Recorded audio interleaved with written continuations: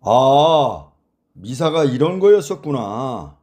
오늘은 감사 기도 중에서 전구와 마침 영광송에 대해서 해설해 드리겠습니다. 그간 감사송, 성령청원, 축성기원, 성찬 제정과 축성문, 그리고 기념과 봉헌, 성령청원, 일치기원 여기까지 했죠. 전구가 뭐냐 하면은 단순한 개인 기도가 아니라 교회 전체와 세상을 향한 기도입니다. 하나님께 간구하는 기도죠. 개신교에서 보면 이거를 중보기도라고 그래요. 나를 위한 기도가 아니라 다른 일을 위해 교회가 대신 바치는 중보기도입니다. 중보기도 위력은 대단합니다. 인간의 한계를 초월해서 초능력이라고 하는 일이 일어납니다. 저희 경우만 해도 손에 박힌 철심을 제거하려고 했는데 CT 촬영 결과 철심이 사라졌습니다. 현대의학으로는 규명할 수 없는 말도 안 되는 일이 일어난 겁니다. 이것이 땅속에 묻힐 뻔했는데 함께하는 교우 어느 한 분이 인류의 꿈과 희망을 주는 사건으로 기록되어야 된다. 꼭 이렇게 말씀하신 건 아니지만은 그런 의미를 담아서 기도하라고 하면서 기도를 해 주셨습니다.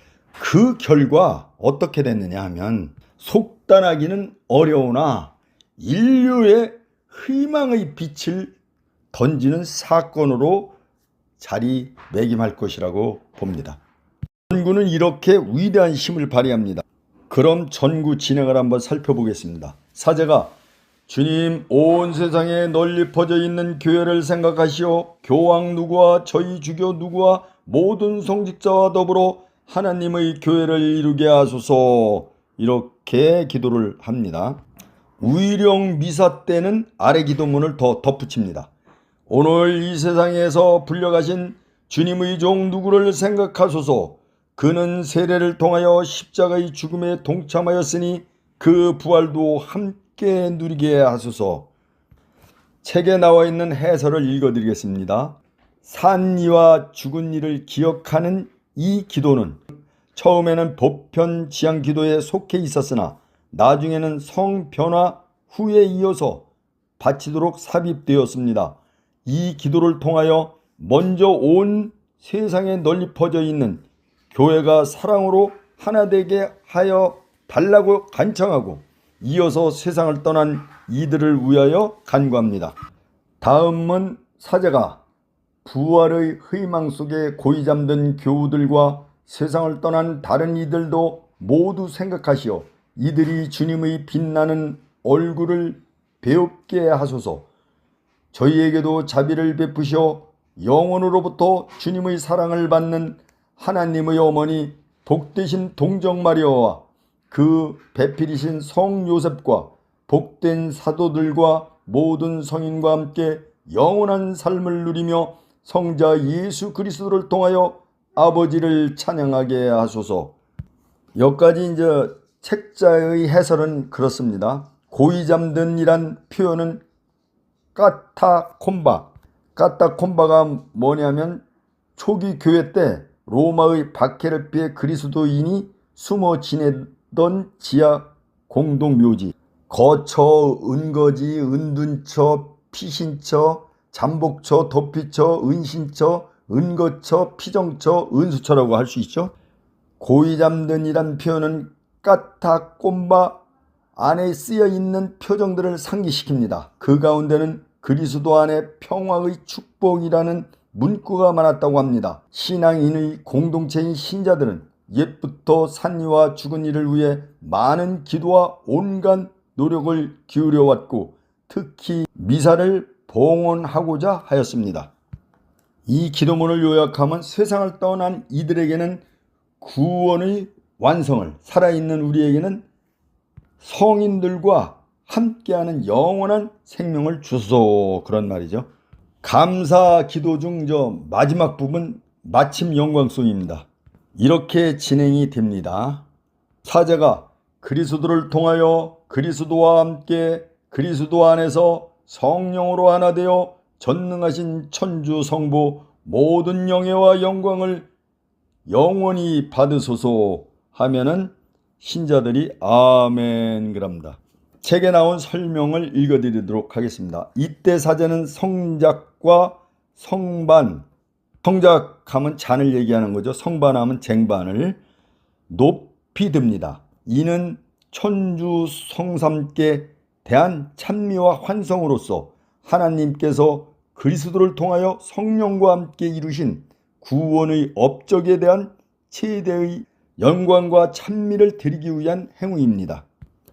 여기에서 아멘은 사제가 백성을 대신해서 드린 찬미와 감사의 기도에 신자들도 동참한다는 것을 드러내므로 보통 성대하게 노래로 표현합니다.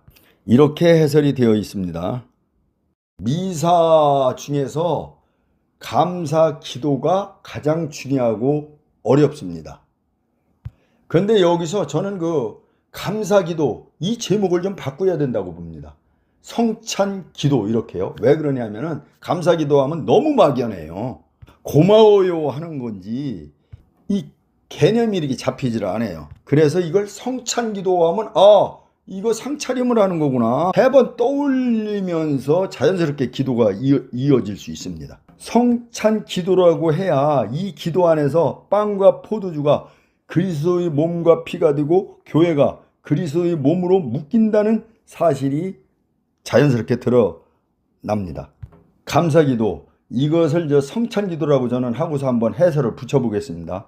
성찬기도 전체를 하나의 비유로 간략하게 정리를 하면 감사송에서 마침 영광송까지 비유는 하나님 댁에 초대받아 하나님이 직접 차려주신 식탁에 앉는 과정이죠. 감사송은 초대받았음을 깨닫고 감격하여 감사 인사를 드리는 단계입니다.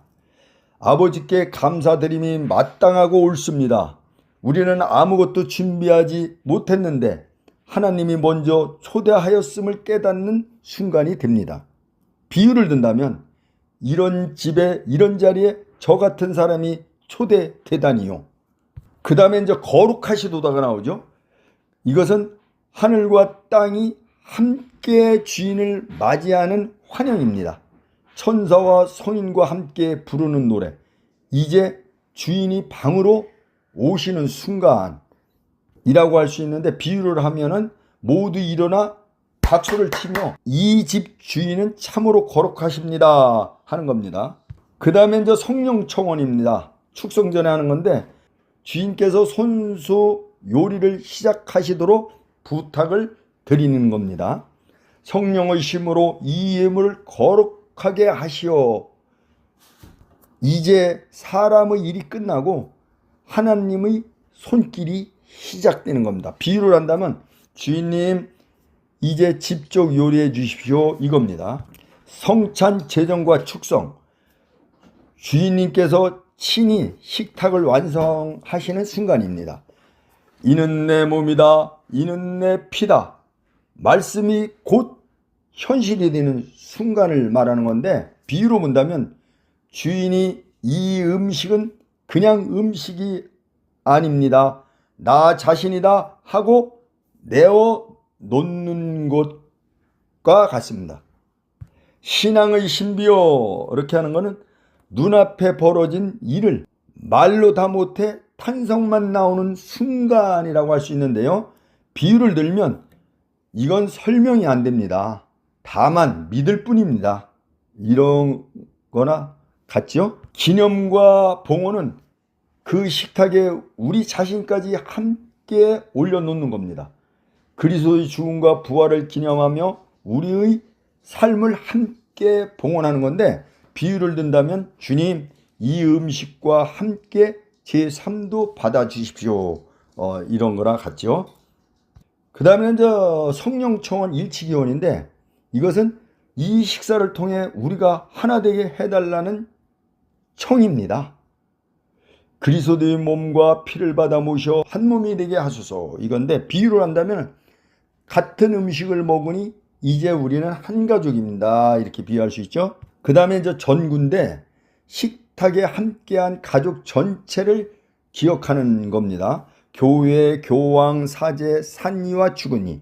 비유를 한다면 이 집 식구들 모두를 기억해 주십시오. 이거와 같습니다. 마침 영광송은 모든 것을 다시 아버지께 돌려드리며 끝맺음을 하는 것이죠. 그리스도를 통하여 그리스도와 함께 그리스도 안에서 성령으로 하나 되어 전능하신 천주성부 모든 영예와 영광을 영원히 받으소서. 아멘. 용어인데 성찬 기도의 최정점이라고 볼 수 있죠. 이걸 비유로 한다면 이 모든 잔치의 주인은 결국 아버지이십니다. 이겁니다. 한 줄로 요약해서 말씀드린다면 성찬기도, 이 감사기도라는 것보다는 성찬기도가 훨씬 낫다고 그랬죠. 성찬기도란 하나님께 초대받아 하나님이 차려주신 식탁에서 하나님 자신을 먹고 하나님의 가족이 되는 기도입니다. 이 해설과 마무리를 통해 그 의미를 바르게 이해하시어 신앙의 깊이가 한층 더해지는 데 도움이 되기를 바랍니다.